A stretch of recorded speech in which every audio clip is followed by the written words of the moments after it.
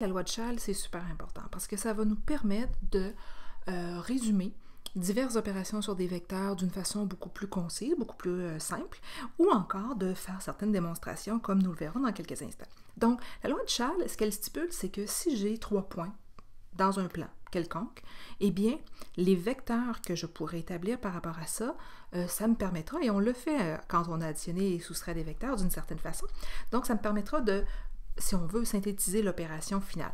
Alors, si par exemple je prends le vecteur AB et le vecteur BC ici qui sont verts et bleus, eh bien si je fais AB plus BC, c'est-à-dire si le point de départ du deuxième vecteur, c'est le point d'arrivée du premier, on va pouvoir donc résumer cette opération-là en disant, bien, finalement, ce que j'ai fait, c'est que je suis parti du point A et j'ai abouti au point C.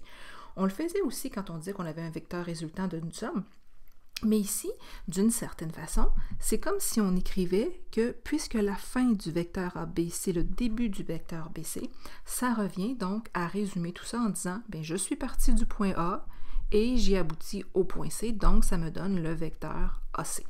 Eh bien, cette notation-là, qui simplifie grandement la notation des vecteurs, va nous permettre, entre autres, dans l'exemple que vous voyez ici, de trouver différentes façons de résumer les opérations sur certains vecteurs impliqués dans le parallélogramme qui est là. Donc, voici un parallélogramme ABCD dans lequel on a tracé les diagonales et ces diagonales-là, elles se croisent au point M. Maintenant, on veut trouver les vecteurs résultants des opérations demandées. Alors, si on y va avec le premier cas, AB plus BD. Donc, je vais me permettre de dessiner dans mon parallélogramme pour que vous visualisiez la chose. AB, c'est donc le vecteur qui est ici, c'est ce vecteur-là, plus BD, donc le vecteur qui est ici, la diagonale qu'on observe qui descend. Eh bien, AB plus BD, on voit que finalement, on est parti du point A et on a fini au point D. Donc, ça correspond au vecteur AD. Ça revient à dire que je suis parti dans le coin en bas à gauche et que j'ai abouti au coin en bas à droite. Donc, c'est comme aller en ligne droite si je résume le mouvement simplement. Donc, ça reviendrait ici à fusionner l'extrémité et le début et dire que j'ai finalement le vecteur AD pour résumer ce mouvement-là.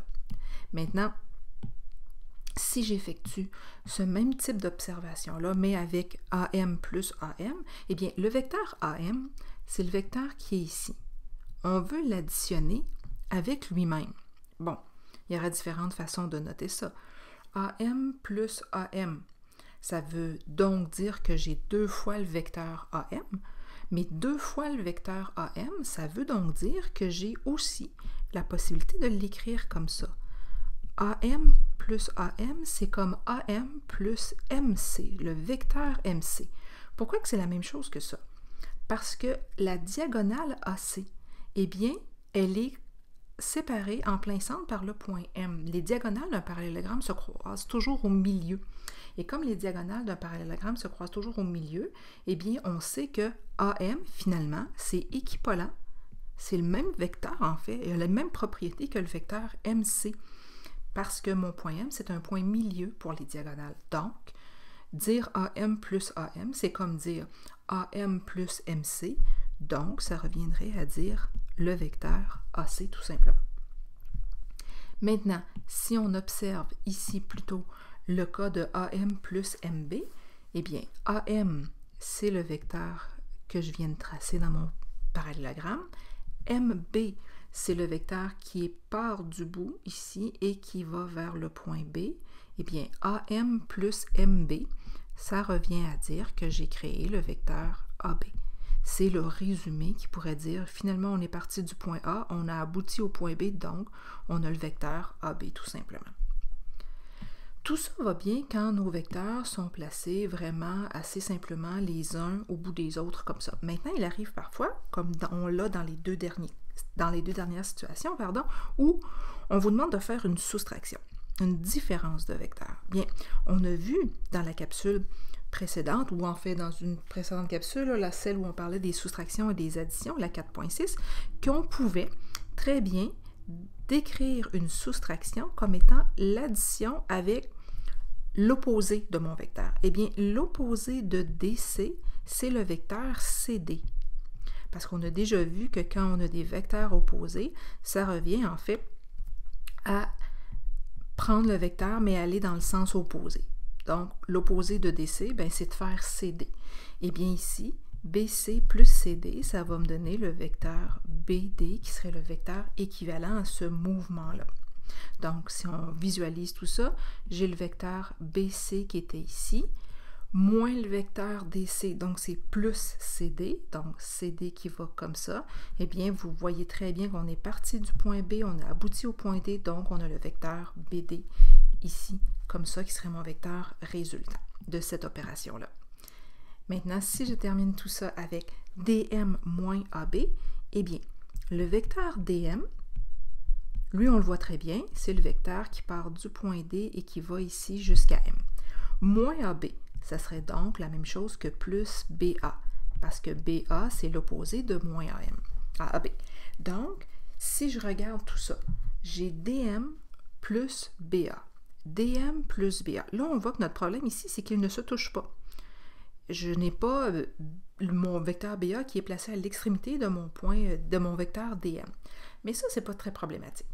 Parce que ce qu'on peut faire, c'est la chose suivante.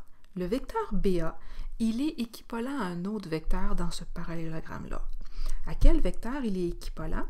Eh bien, il est équivalent, mon vecteur BA, au vecteur CD. Si vous regardez bien, le vecteur BA et le vecteur CD, ce sont deux vecteurs qui sont de même longueur. Pourquoi ils sont de même longueur? Parce que ce sont les côtés opposés d'un parallélogramme.